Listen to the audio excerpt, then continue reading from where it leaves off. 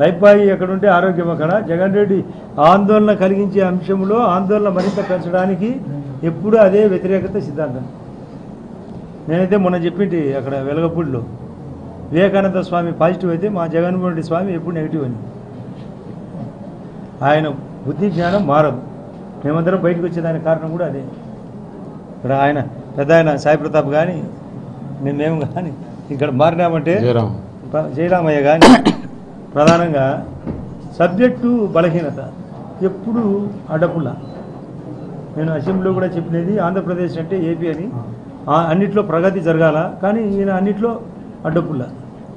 ప్రతి చోట అయితే మొన్న మేము 10 రోజుల కిందట మేమందరము ఇక్కడ అన్న కానీ నేను కానీ రవి అందరం తిరిగేటప్పుడు పులివెందుల్లో చీనీ చెట్లు 1 or 2% ఎండిపోయినాయి. ఆ 1 or 2% పట్టుకోవడము అంతా పోయింది అనడం. రోడ్డు వెంట నడుస్తా అంటే మేము వెహికల్లో పోయినప్పుడు కానీ ఎక్కడే కానీ 99% చెట్లు పచ్చగా మంచి రేటుతో కూడా అమ్ముకుంటున్నారు రైతులు. కారణం పైడిపాలెం ద్వారా వాటర్ రావడం, అది రాయడం సాక్షి పేపర్లో.